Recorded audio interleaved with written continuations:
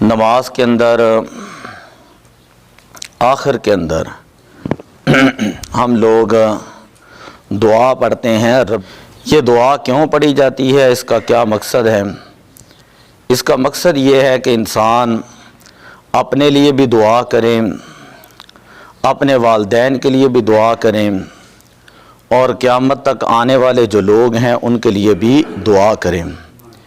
یہ ایک مسلمان کا عقیدہ ہے کہ نماز کے اندر انسان دعا کرتا ہے. نماز کے اندر نماز پڑھ کر جب فارغ ہوتا ہے تو آخر میں نماز کے اندر ہی یہ دعا مانگی جاتی ہے، اور اس دعا مانگنے کو ایصال ثواب کہتے ہیں. ثواب کا معنی ہوتا ہے کہ نیکیاں، ایصال عربی کا لفظ ہے، اس کا معنی ہوتا ہے کسی کو پہنچانا. ایک دو بات کرنے لگا، ذرا توجہ سے سننا.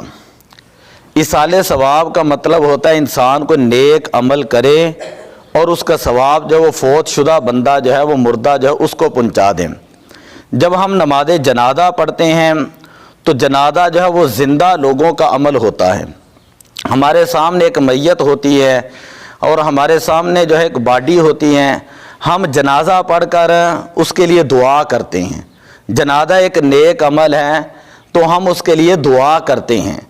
اگر ایک نیک عمل کر کے دعا کرنا جائز ہے، زندہ لوگ جنازہ پڑھ کر مردہ کے لیے دعا کرتے ہیں، تو ایک نیک عمل کر کے اور اس کا ثواب پہنچانا جائز ہے، تو باقی نیک اعمال کرنے کے بعد ان کا ثواب پہنچانا بھی جائز ہے.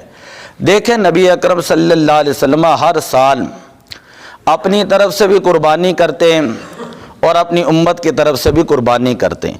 10 سال مدینہ شریف کے اندر نبی پاک صلی اللہ علیہ وسلم نے قربانی کی ہے، اپنی طرف سے بھی اور اپنی جمیع امت کی طرف سے بھی، خواہ امیر ہیں خواہ غریب ہیں، مطلقاً کی اپنی امت کی طرف سے، کہ جو لوگ نہیں بھی قربانی دے سکیں گے تو نبی پاک صلی اللہ علیہ وسلم نے ان کی طرف سے قربانی ادا کی ہے. اسی کو ایصال ثواب کہتے ہیں.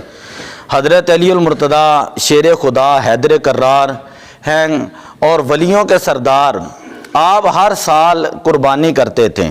شہادت تک آپ نے 3 قربانیاں کی ہیں.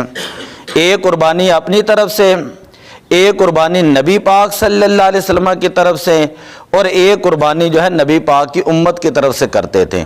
کسی نے آپ کے اوپر اعتراض کیا تھا کہ یہ آپ 3 قربانیاں کیوں کرتے ہیں؟ تو آپ نے فرمایا تھا کہ یہ میں اپنے نبی سے اپنی محبت کا اظہار کرتا ہوں، جب تک میں زندہ رہوں گا اپنے نبی صلی اللہ علیہ وسلم کے نام کی میں قربانی کرتا رہوں گا. تیسری دلیل، نبی پاک صلی اللہ علیہ وسلم اور سیدہ کائنات، خاتون جنت، مخدومہ کائنات، آپ جو ہے جمعہ رات کو، یہ آپ کا معمول مبارک تھا، احادیث پڑھ کر دیکھیں، جمعہ رات کو جو ہے وہ شہدائے احد ان کے مزارات کے اوپر تشریف لے جاتے اور وہاں پر جا کر دعا کیا کرتے تھے. حضرت سیدنا ابو ایوب انصاری رضی اللہ تعالی عنہ، جہاں پر نبی پاک صلی اللہ علیہ وسلم کی ڈاچی مبارک، اونٹنی مبارک جہاں پر ٹھہری، جن کے مکان کے سامنے، جنہیں شریعت کے اندر میزبان رسول کہا جاتا ہے، جن کا مزار ترکی کے اندر قسطنطنیہ جو دیوار، اس کے ساتھ ہی آپ کا مزار شریف ہے. مروان کا دور تھا، آپ کو پتہ، بنو امیہ لوگ جو تھے انہوں نے اہل بیت کے اوپر بڑا ظلم کیا تھا. جب یہ مروان کا دور آیا تو حضرت ابو ایوب انصاری رضی اللہ تعالی عنہ نبی پاک صلی اللہ علیہ وسلم کے قبر مبارک پر تشریف لائے. مروان جو تھا وہاں موجود تھا اور اس نے حضرت ابو ایوب انصاری کو پکڑ کر اس طرح کیا، جھنجھوڑ کر کہا کہ تم کیا پڑھ رہے ہو یہاں پر، اور تمہیں پتہ ہے تم کہاں پر آئے ہو، اور تم یہاں پر ایک مٹی کے ڈھیر کے پاس آئے اور تم کیا عمل کر رہے ہو؟ احادیث اٹھا کر دیکھے، آخری بات میں کر رہا ہوں، حضرت سیدنا ابو ایوب انصاری رضی اللہ تعالیٰ عنہ نے فرمایا کہ مجھے پتا ہے کہ میں کہاں پر آیا ہوں، میں اللہ کے نبی کے پاس آیا ہوں اور میں اللہ کا قرآن پڑھ رہا ہوں، میں اللہ کے نبی کے پاس آیا ہوں اور ان کی بارگاہ میں اللہ کا قرآن پڑھ رہا ہوں اور نبی پاک صلی اللہ علیہ وسلم کو میں قرآن سنا رہا ہوں۔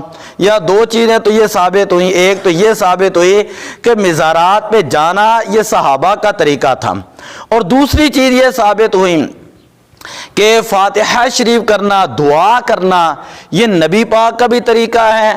مخدومہ کائنات شہزادی کونین سیدہ کائنات خاتون جنت آپ کا بھی طریقہ کار ہے، اور آپ سے پھر صحابہ کرام نے سیکھا، صحابہ کا بھی طریقہ کار ہے، اور ہم اہل سنت و جماعت ہیں، ہم بھی ایسے ہی کرتے ہیں۔ ہمارا بھی یہ عقیدہ ہے اگر کوئی بندہ کسی کی طرف سے قربانی کر دے یا بندہ حرم شریف کے اندر جا کر طواف کر دے، اسی طرح قرآن مجید پڑھ لے، اسی طرح کوئی صدقہ خیرات کر لے، مسجد بنا دے، کہیں نلکا لگوا دے، سڑک بنا دے، سکول بنا دے، کوئی رفائی کام کر لیں کہ جس کا تعلق صدقہ جاریہ کے ساتھ ہو، کسی بچی کی شادی کرا دے، کسی غریب کی مدد کر دے، کوئی بھی صورت ہو، اگر وہ نیک عمل کسی کی طرف سے کر لیتا ہے تو یہ عین قرآن اور حدیث اور سنت کے مطابق ہے۔ دعا اللہ عمل کی توفیق عطا فرمائے۔ الصلاۃ والسلام علیک یا رسول اللہ۔